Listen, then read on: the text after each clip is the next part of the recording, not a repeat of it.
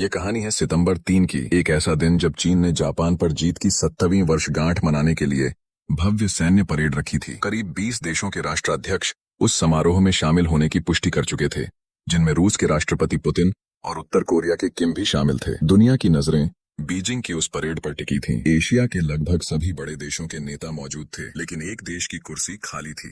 भारत, दक्षिण एशिया का महाशक्ति देश।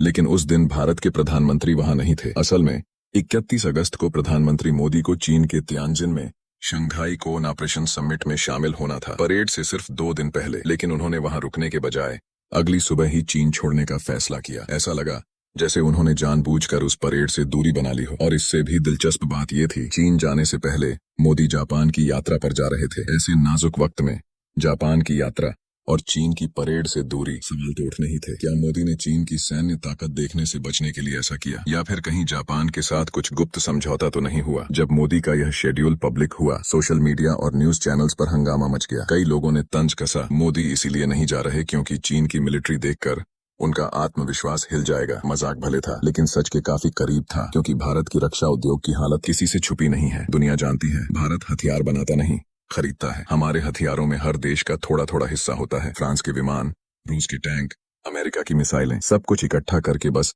जोड़ लिया जाता है। लोग कहते हैं भारत अपने हथियार खुद नहीं बनाता, बस उन्हें एक जगह से दूसरी जगह पहुंचाता है। और यह बात कड़वी सही पर सच है। भारत ने कई बार अपनी खुद की रक्षा इंडस्ट्री खड़ी करने की कोशिश की, लेकिन नतीजा हमेशा शर्मनाक निकला। उदाहरण के लिए, करीब 10 साल पहले जब तेजस लड़ाकू विमान ने पहली बार उड़ान भरी थी, पूरे देश में खुशी की लहर दौड़ गई थी। टीवी चैनलों पर हेडलाइन लगी, एशिया का तीसरी पीढ़ी का स्वदेशी फाइटर जेट। पर आज हालत ये है कि उस विमान की असेंबली लाइन पर काम करने वाले लोग खुद हंसते हैं। साहब, इसमें तो स्क्रू तक बाहर से आते हैं। इंजन की ब्लेड के मटेरियल पर प्रोजेक्ट अटका हुआ है, और जिस देश से हमने तकनीकी मदद ली, उन्होंने जो मैनुअल भेजा उसमें सबसे अहम पेज मोजेक कर दिया गया था। और अगर बात करें एयरफोर्स की गोदामों की, तो वहां का हाल किसी जोक से कम नहीं। एक तरफ जंग लगे रूसी मिसाइल्स रखी हैं, तो पास में रखे हैं ब्रांड न्यू इजरायली रडार जो कनेक्ट ही नहीं होते। पायलट मजाक में कहते हैं हमारा हर अभ्यास लेगो गेम जैसा है। अमेरिकी टारगेटिंग सिस्टम, फ्रांसीसी मिसाइल, रूसी लॉन्चर, और आखिर में सिस्टम क्रैश। किसी को पता नहीं किसका कसूर। समंदर की तरफ देखो, मुंबई पोर्ट पर खड़ा INS विक्रांत, जिसे कभी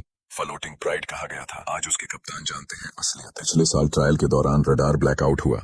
रूसी इंजीनियर बोले जर्मन सर्किट बोर्ड खराब है। जर्मन टीम ने कहा इस कोड को तो पोलैंड ने लिखा था। और नीचे डेक में फायर पाइप्स में चीनी वाल्व लगे हैं। सीमा विवाद के चलते अब वो पार्ट्स मिलते नहीं, तो पानी रिसने पर नाविक तौलिए से छेद बंद करते हैं। नेवी हेडक्वार्टर में एक काला मजाक मशहूर, जब 10 जहाज एक्सरसाइज के लिए बुलाओ तो चलती सिर्फ 3 है, बाकी 7 के पुर्जे पहले वालों में लगाए गए हैं। यही है भारत की डिफेंस इंडस्ट्री की हकीकत। खरीदो, जोड़ो और किसी तरह चलाओ। रिसर्च, इनोवेशन और इंडिपेंडेंस की भावना कब की खत्म हो चुकी है। अब जरा नजर डालो चीन की तरफ। वो वही देश है जिसे भारत दशकों तक नीचा दिखाता रहा। आज उसी की परेड में वो मशीनें थीं जिन्हें देखकर पूरी दुनिया दंग रह गई। सोचो जरा, जब स्टील के दैत्य जैसे टैंक्स चांगान एवेन्यू पर गरजते हुए गुजरे होंगे, जब मिसाइलें बादलों को चीरती हुई गुजरी होंगी, जब वो हथियार जिनका कभी जिक्र सिर्फ साइंस फिक्शन फिल्मों में होता था अब हकीकत में मौजूद थे, उस वक्त मोदी का मन कैसा रहा होगा। आज चीन की रक्षा तकनीक दुनिया की टॉप रैंक में गिनी जाती है। उसका असर साफ दिखता है थल, जल, वायु, तीनों सेनाओं की ताकत में। उदाहरण के लिए, अब उनके बॉर्डर पेट्रोल सिपाही अपने बैग में छोटे छोटे कंट्रोल बॉक्स रखते हैं। एक बटन दबाते ही दर्जनों मिनी ड्रोन उड़ जाते हैं। ये ड्रोन खुद फॉर्मेशन बना सकते हैं, और अगर दुश्मन सिग्नल जैम करे तो हवा में ही खुद को फिर से ऑर्गेनाइज कर लेते हैं। समंदर में भी वही कहानी है। हर कुछ महीनों में एक नया एयरक्राफ्ट कैरियर या डिस्ट्रॉयर लॉन्च होता है, और अब जो उनके एयरक्राफ्ट कैरियर के डेक पर ट्रैक्स दिखते हैं, वो पुराने स्टीम कैटापल्ट नहीं, बल्कि इलेक्ट्रोमैग्नेटिक लॉन्च सिस्टम है, जो न सिर्फ कम ऊर्जा में काम करते हैं बल्कि लॉन्च पावर को बारीकी से एडजस्ट कर सकते हैं। लेकिन सबसे ज्यादा जिस चीज ने दुनिया को खामोश कर दिया, वो है चीन की डोंगफेंग मिसाइल सिस्टम, जिसे दुनिया आज ईस्ट विंड एक्सप्रेस या आसान शब्दों में ड्रैगन की चेतावनी कहती है। ये कहानी सिर्फ एक परेड की नहीं थी, बल्कि 2 देशों की सोच के फर्क की थी। एक जो अपने हाथों से भविष्य गढ़ रहा है, और दूसरा जो अब भी दूसरों से उधार मांगकर अपना वजूद बनाए बैठा है। उत्तर पश्चिम के रेगिस्तानी इलाके में जहां चारों तरफ बस धूल, पत्थर और सन्नाटा है, वहीं से आसमान को चीरते हुए कुछ विशाल मिसाइलें उठती हैं। उनकी पूंछ से निकलती आग मानो धरती को हिला देती है। लेकिन ये कोई साधारण हथियार नहीं, इनमें लगा है सबसे ताकतवर दिमाग, क्योंकि ये मिसाइलें मोड़ ले सकती हैं। जहां पुरानी मिसाइलें सिर्फ पराबोला में उड़ती थीं, जैसे कोई पत्थर उछाला हो, वहीं नई हाइपरसोनिक मिसाइलें वायुमंडल की किनारी पर पानी पर फिसलती हुई चलती हैं, बीच रास्ते में भी अपना रुख बदल सकती हैं। अमेरिकी थिंक टैंक की रिपोर्टों में अक्सर एक शब्द आता है, अनस्टॉपेबल, यानी जिसे रोका नहीं जा सकता। वो इसी नई चीनी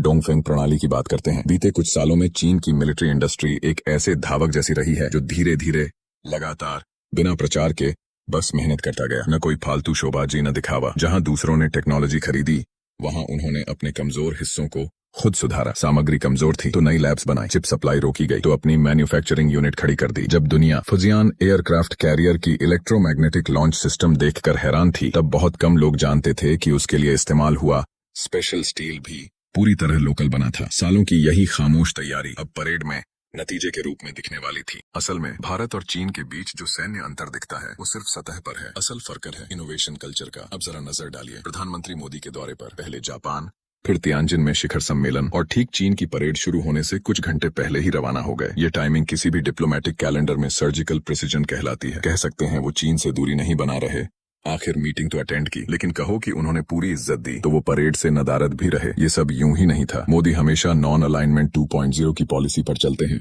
यानी किसी को नाराज भी मत करो, किसी को ज्यादा खुश भी मत करो। एक तरफ चीन की बढ़ती ताकत, दूसरी तरफ अमेरिका की पुरानी पकड़, और तीसरी ओर जापान का बढ़ता प्रभाव। हर कोण को तौलकर चलना पड़ता है। वो पहले जापान के प्रधानमंत्री से मुलाकात करते हैं, फिर चीन आते हैं, लेकिन परेड से पहले निकल जाते हैं। यह एक बहुत साफ संकेत था। भारत नहीं चाहता कि अमेरिका को लगे वो चीन रूस खेमे में चला गया है, और चीन को भी यह लगे कि भारत अब अमेरिका का प्यादा बन चुका है। लेकिन इन सब के बीच भारत की स्थिति अच्छी नहीं है। अमेरिका ने हाल में भारत पर टैरिफ और ट्रेड पेनल्टी लगाई है। स्टील टैक्स, जीएसपी प्रिविलेज का खत्म होना हर बार सीधे भारतीय अर्थव्यवस्था पर पड़ा है। अब सोचिए, अगर मोदी उस दिन बीजिंग के मंच पर पुतिन और बाकी नेताओं के साथ खड़े दिखाई देते तो वॉशिंगटन क्या करता? उन्हें तुरंत चीन समर्थक घोषित कर देता, और फिर आने वाले हफ्तों में नए प्रतिबंध लगना तय था। इसलिए घरेलू इंडस्ट्री के लिए और टेक्नोलॉजी पार्टनरशिप बचाने के लिए मोदी को यह नाजुक डिप्लोमेटिक संतुलन बनाए रखना ही था, चाहे देखने में यह कुछ डबल गेम जैसा ही क्यों न लगे। अब उस जापान यात्रा का एक छुपा पहलू भी था, इतिहास। जापान पहले ही एशियाई देशों से अपील कर चुका था कि चीन की मिलिट्री परेड में शामिल मत होना, और जब भारत ने परेड से दूरी बनाई तो यह साफ था, जापान की लाइन को भारत ने स्वीकार कर लिया। कहने को मोदी ने यह कूटनीतिक तटस्थता के नाम पर किया, पर असल में उन्होंने वही किया जो उनके लिए राजनीतिक रूप से सबसे सुरक्षित था, क्योंकि भारत में भी माहौल बहुत संवेदनशील है। कांग्रेस और विपक्ष लगातार मोदी पर आरोप लगाते हैं कि वो चीन के मुद्दों पर कमजोर पड़ जाते हैं। लद्दाख बॉर्डर से लेकर अरुणाचल तक हर विवाद को विपक्ष एक हथियार बना देता है। अब अगर मोदी चीन की परेड में नजर आते,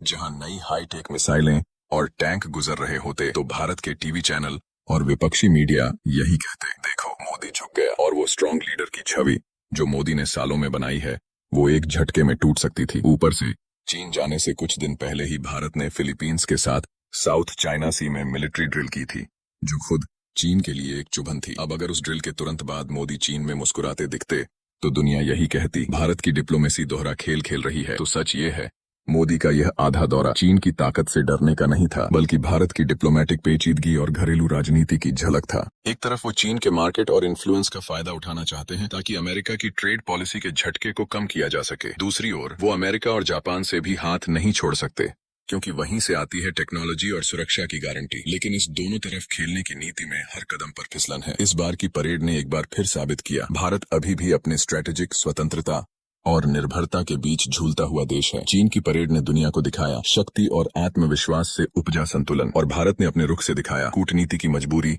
और असमंजस। इतिहास ने कई बार साबित किया है, जो देश सबको खुश रखने की कोशिश करता है, वो अक्सर खुद सबसे असहाय मोहरे में बदल जाता है। एक तरफ भारत साउथ चाइना सी में फिलीपींस के साथ मिलिट्री एक्सरसाइज करता है, और कुछ ही दिनों बाद प्रधानमंत्री मोदी बीजिंग के दरबार में नजर आते हैं। कूटनीति की इस डबल स्टैंडर्ड पर पूरी दुनिया सवाल उठाती है। दरअसल मोदी का ये आधा दौरा देखने में भले ही विरोधाभासी लगे कि जैसे उन्हें चीन की मिलिट्री ताकत बर्दाश्त नहीं हुई, लेकिन असल में ये भारत की डिप्लोमेटिक उलझन और घरेलू राजनीति का सटीक आईना था। एक तरफ मोदी चीन की ओर हाथ बढ़ाना चाहते हैं ताकि उसके विशाल मार्केट और अंतर्राष्ट्रीय प्रभाव का इस्तेमाल अमेरिका की ट्रेड प्रोटेक्शन नीतियों के असर को कम करने में किया जा सके। भारत की अर्थव्यवस्था को सांस देने के लिए ये जरूरी भी है, लेकिन दूसरी तरफ वो अमेरिका जापान के गठबंधन को भी कसकर थामे हुए हैं। कहीं ऐसा ना हो कि पश्चिमी गुट उन्हें छोड़ दे और भारत सुरक्षा या टेक्नोलॉजी दोनों में अकेला पड़ जाए। यह दोनों तरफ दांव लगाने वाली रणनीति सुनने में भले स्मार्ट लगे, पर असल जिंदगी में हर कदम पर फिसलन है। इस बार की बीजिंग परेड भी एक आईना साबित हुई, जिसमें भारत की स्ट्रेटेजिक कंफ्यूजन साफ झलकती है। हम खुद को खिलाड़ी समझते हैं, लेकिन अक्सर हालात